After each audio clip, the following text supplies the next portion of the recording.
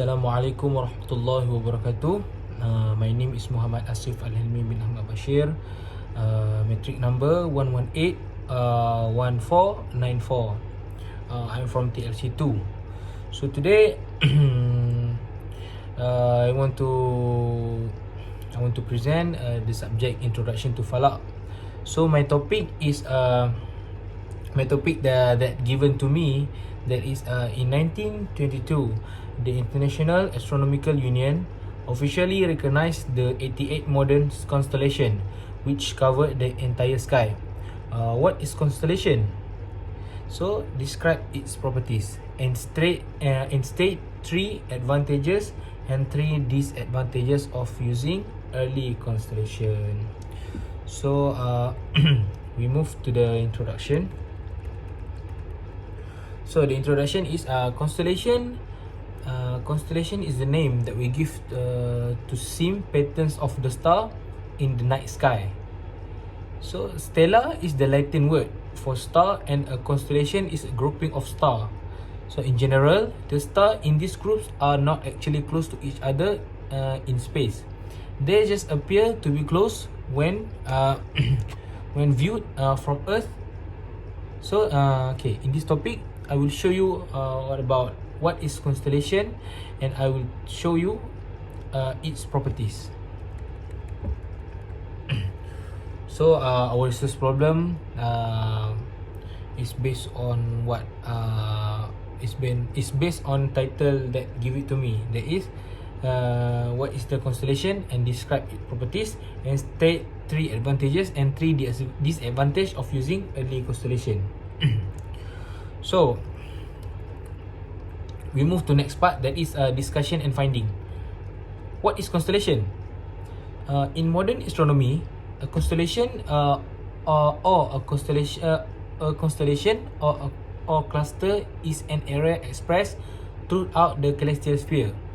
These areas are classified in asterism, which is a pattern formed by prominent star with real proximity to each other in Earth's night sky. There are 88 standard constellations recognized by IAU, that is International Astronomical Union, since 1922. Most refer to 48 constellations mentioned to Ptolemy in Almagest, that is 2nd century. The rest is read in 17th and 18th centuries, most recently discovered in the southern sky. Expressed in Coelum Austral Stelliferum by Nicholas Louis de Licael, that is in 1763. There are also a number of earlier constellations that are recognized by KAA or IAU, that is International Astronomical Union, or constellation that are recognized in astronomical or astrological regional tradition, such as Chinese, Hindu or indigenous Australian constellationists. Another nation, their perception of the constellation pattern. Thus, the name of the constellation is also different. In the example above, the Malays in the country saw 4 seed star pattern, rectangular, with three or more stars in its series of trips, while the ancient Greeks and Romans saw it as a human physique that hunter named Orion. So we move to the properties. So I will show to you the properties of constellation. So the first one, it has many modern constellations, so I choose 5. So the first one is Scorpius. Scorpius is the one of the most spectacular southern hemisphere constellation. It boasts a bright and distinctive outline. Scorpius sits in one of the richest portions of the Milky Way and provide wonderful view for binocular and telescope users. It is dominated by the first magnitude red giant star Antares, and due to the ecliptic passing through the constellation, you may sometimes get to contrast its colors with that of the brighter planets. Notably, the ruddy Mars, actually it varies in brightness between magnitude 0.9 and 1.2. Scorpius is the best place for inception during July. So the next one is Aries. Aries is a compact northern hemisphere constellation that is quite easy to spot because it lies in an area of sky. It also encompassing pieces, Triangulum and Cetus, within which bright stars are pretty much absent. Aries is best seen in July and may be viewed as a herald of a richer skies to come when Taurus and Orion begin to rise. It is zodiacal constellation and so can play a host to any of the planets. The moons or the sun, when passing through, almost any planet will dominate the region as the brighter three stars of Aries, that is Alpha, Beta and Gamma, are of magnitudes 2.0, 2.6 and 3.9 respectively. Aries used to contain the point at which the sun in its passage across the sky passed from the southern celestial hemisphere into the northern hemisphere. The position of the sun at the vernal equinox, however, because of the wobble of the earth, exists cause that precession the sun now crosses the celestial equator further west in pieces. You will still find books that refer to the specific location as the first point of Aries.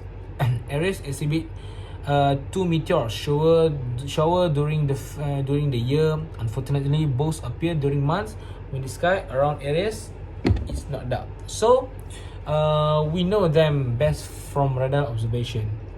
So the next constellation is Aquarius.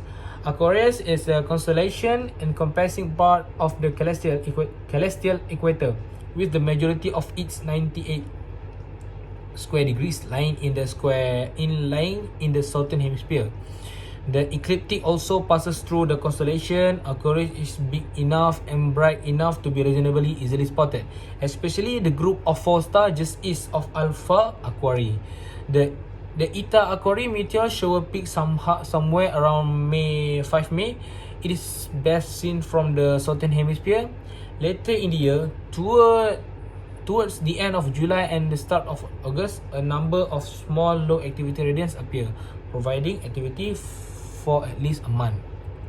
So the next one is Orion. One of the sky's great constellation, a lovely sight in the evenings of December and January. It lies on the edge of the region of the Milky Way, looking away from the galactic core, but even so, boasts some of the most glorious nebula within the sky. On a clear night, it is impossible to miss. One of the first constellations a new astronomer learns. A meteor shower, the Orionids, appears in the northwest of the constellation during the week or so at the side of October 21. As many as 25 meteor an hour may be seen under ideal condition. So next, we move to advantage and disadvantages of using early constellation. So when we use early constellation, we have two implications, that is advantage and disadvantage. So the first one is advantage. The advantages using early constellation is browsers and travelers use constellation to indicate direction. Yes, as we know, from the decade, we know that travelers and browsers use constellation as a compass, so they can show the direction from where they want to go, right? Second, farmers also use a label to mark the arrival of the planting and harvesting season. They can spot what is the best time to them to planting and harvesting season. And the last one, astronomers use constellation to study the star. The star is the basic that astronomers use to learn about the star. Okay, so the disadvantages using early constellation is they do not define very precise position. Next, constellation change every day, so people will confuse because every place that they live, constellation is changed every day, so they will not know what they will confuse like that. So constellation also have as we know, every country has their own constellation. So it will make people do not know the direction, because this country use this constellation, this country use this constellation. So the country that do not have constellation do not know the direction to use. So the conclusion from this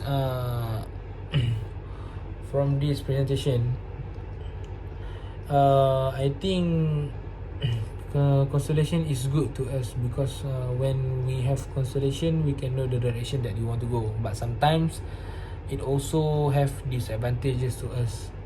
But now we live in the modern era, so constellation just look back, just use in the back. But now we have many things that we can use. Beside we use the constellation. So that's all from me. Thank you for listening. Assalamualaikum warahmatullahi wabarakatuh.